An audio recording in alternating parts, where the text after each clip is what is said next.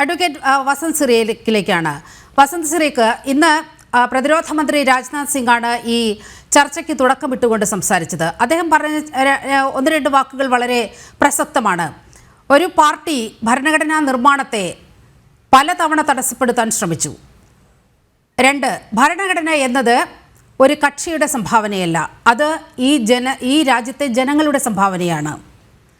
സകല മനുഷ്യാവകാശങ്ങളും സകല അവകാശങ്ങളും തട്ടിത്തെറിപ്പിച്ചവർക്ക് ഇത്തരത്തിൽ ഭരണഘടനയെക്കുറിച്ച് സംസാരിക്കാൻ എന്താണ് യോഗ്യത എന്ന് അദ്ദേഹം ചോദിച്ചില്ലെങ്കിൽ കൂടി ഇതാണ് ഉയരുന്ന ഒരു ചോദ്യം. അല്ല നീലിമ, നോക്കൂ, അതിനുത്തരം പറയുന്നതിന് മുമ്പ് BJP പ്രതിനിധി ശ്രീ വി പത്മനാഭൻ പറഞ്ഞല്ലോ, എന്താണ് ഒന്നാമത്തെ ഭരണഘടനാ ഭേദഗതി, അത് തൊട്ട് നമ്മൾ ചർച്ച ചെയ്യണമല്ലോ. അങ്ങനെ ചർച്ച ചെയ്യുമ്പോൾ ആ ഭരണഘടനാ ഭേദഗതി കൊണ്ടുവന്ന നെഹ്റു ഗവൺമെന്റ് അന്ന് അഭിപ്രായ സ്വാതന്ത്ര്യത്തിനെതിരെ, സർക്കാർ വിമർശനത്തിനെതിരെ, സർക്കാരിനെ ആരെങ്കിലും വിമർശിച്ചു പോയാൽ ഉടനെ അതിനെ പിടിച്ച് ജയിലിൽ ഇടാനുള്ള രീതിയിൽ ഒരു ഭരണഘടനാ ഭേദഗതി കൊണ്ടുവന്നു എന്നാണ് അദ്ദേഹം പറയുന്നത്.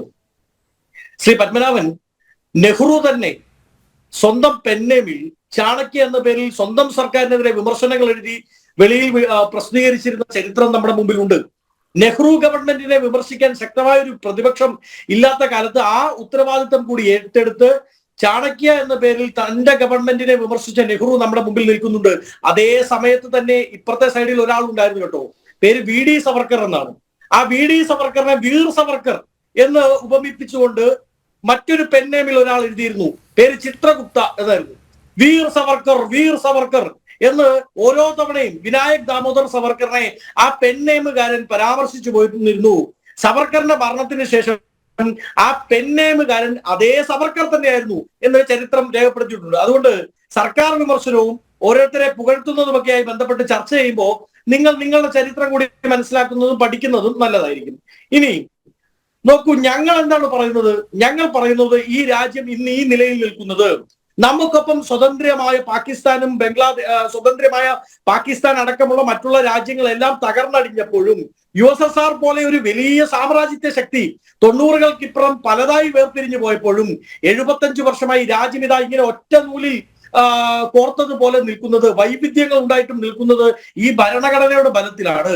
ആ ഭരണഘടനയുടെ ബലം സോഷ്യലിസമാണ്, സെക്യുലറിസമാണ്. അത് മാറ്റിമറിക്കാൻ ഞങ്ങൾ സമ്മതിക്കില്ല എന്നാണ് പറയുന്നത്. എന്തുകൊണ്ടാണ് അത് മാറ്റിമറിക്കാൻ കേന്ദ്ര ഗവൺമെന്റിന്റെ ഭാഗത്ത് നിന്ന് ഒരു ശ്രമമുണ്ട് എന്ന് ഞങ്ങൾ പറയുന്നതെന്ന് നിലവിക്ക് അറിയാമല്ലോ. നോക്കൂ, അനന്ത്കുമാർ ഹെഗ്ഡെ ആരാണ്? ശ്രീ വി പി പത്മനാഭൻ, ആരാണ് അനന്ത്കുമാർ ഹെഗ്ഡെ? മോദി 2ാം ഗവൺമെന്റിലെ കേന്ദ്രമന്ത്രിയാണ്. നിങ്ങളുടെ സുരേഷ് ഗോപിയെ പോലെ സഹമന്ത്രിയല്ല, സ്വതന്ത്ര ചുമതല ഉണ്ടായിരുന്ന മന്ത്രിയാണ് അനന്ത്കുമാർ ഹെഗ്ഡെ. കഴിഞ്ഞ ലോക്സഭാ തെരഞ്ഞെടുപ്പിന് മുമ്പ് അദ്ദേഹത്തിന്റെ മണ്ഡലത്തിൽ വലിയ ജനറാലിയെ അഭിസംബോധന ചെയ്തുകൊണ്ട് ഇതേ ഹെഗ്ഡെ പ്രസംഗിച്ചു.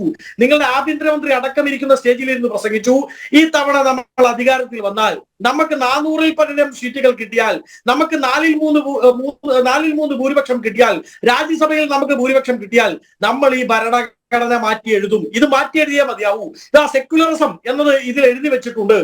അത് മാറ്റണം. ഹിന്ദുക്കൾക്ക് അനുകൂലമായി ഹിന്ദു രാഷ്ട്രം സ്ഥാപിക്കണം. ഏത് ഹിന്ദുക്കളാണ് എന്നുള്ളത് നമുക്ക് പിന്നീട് ചർച്ച ചെയ്യാം. ഹിന്ദു രാഷ്ട്രം സ്ഥാപിക്കണം എന്ന് പറഞ്ഞു തുടങ്ങിയത് അനന്ത്കുമാർ ഹെഗ്ഡെയാണ്. വേദിയിൽ ഇരിക്കുന്നത് നിങ്ങളുടെ താത്വികാചാര്യൻ അമിത്ഷാ അടക്കമുള്ളവർ ഇരിക്കുക, തിരുത്തിയിട്ടില്ല. പിന്നീട് നരേന്ദ്രമോദി അതേ തെരഞ്ഞെടുപ്പിന്റെ വസന്ത് സിറിയക്ക്, ഈ മതേതരത്വം, സോഷ്യലിസം എന്ന വാക്കുകൾ എപ്പോഴാണ് ഭരണഘടനയിൽ എഴുതി ചേർക്കപ്പെട്ടത്? അത് ശ്രീമതി ഇന്ദിരാഗാന്ധിയുടെ സമയത്താണ്. എന്താ പ്രശ്നം അതിലുള്ളത്? നിങ്ങളുടെ സംഭാവനയല്ലല്ലോ, ഞങ്ങളുടെ സംഭാവനയല്ലേ? ഞങ്ങളുടെ സംഭാവനയല്ലേ? വരും കാലത്ത് അവർ കുറച്ച് ദീർഘദർശിയായിരുന്നത് കൊണ്ടും അവർ കുറച്ച് ക്രാന്തദർശിയായിരുന്നത് കൊണ്ടും വരും കാലത്ത് ഇതാ ഇതുപോലെ കുറെ വർഗീയ ഭ്രാന്തന്മാർ ഈ രാജ്യം ഭരിക്കാൻ സാധ്യതയുണ്ട് എന്ന് കണ്ടുകൊണ്ട് അവർ നേരത്തെ എഴുതി വെച്ചു. നല്ലതല്ലേ? അനന്ത്കുമാർ ഹെഗ്ഡെക്ക് ഇതാ ഇന്ദിര അത് എഴുതിയതാണ്, അതുകൊണ്ട് എടുത്ത് കളഞ്ഞേക്കാം എന്ന് പറയാൻ പറ്റുമോ?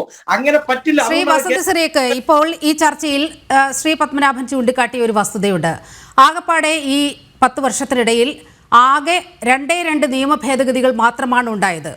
അത് ഇവിടുത്തെ മതേതരത്വത്തെയോ മറ്റ് ഒന്നിനെയും ബാധിക്കുന്ന ഒന്നല്ല, വളരെ കൃത്യമാണത്. OBC കമ്മീഷന് ഭരണഘടനാ പദവി നൽകുക, സാമ്പത്തികമായി പിന്നോക്കം നിൽക്കുന്നവർക്ക് സംവരണം ഉറപ്പാക്കുന്ന 2 നിയമ ഭേദഗതികൾ, ഇത് മാത്രമാണ് ഉണ്ടായത്.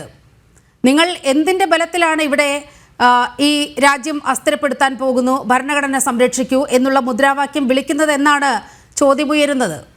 പറയാം. അതാണ് ഞാൻ പറഞ്ഞു വന്നത്. നോക്കൂ, ഈ രാജ്യത്ത് BJP ഗവൺമെന്റ് അധികാരത്തിൽ ഇരുന്ന കഴിഞ്ഞ 10 വർഷം 126 കേസുകളാണ് കേന്ദ്ര ഏജൻസികൾ രജിസ്റ്റർ ചെയ്തത്. ആ 126 കേസുകളിൽ 115 കേസുകൾ, ആ 115 കേസുകൾ പ്രതിപക്ഷ നേതാക്കൾക്കെതിരെയാണ്. അതിൽ 89 കേസുകൾ കോൺഗ്രസ് നേതൃത്വത്തിനെതിരാണ്. അതിൽ 36 കേസുകൾ നിലവിൽ ശരി വസന്ത, ആ കണക്കിലേക്ക് വരുന്നതിന് മുമ്പ് നമുക്ക് അടിയന്തരാവസ്ഥയുടെ ആ നാളുകളിലേക്ക് കൂടി ഒന്ന് പോകേണ്ടതുണ്ട്.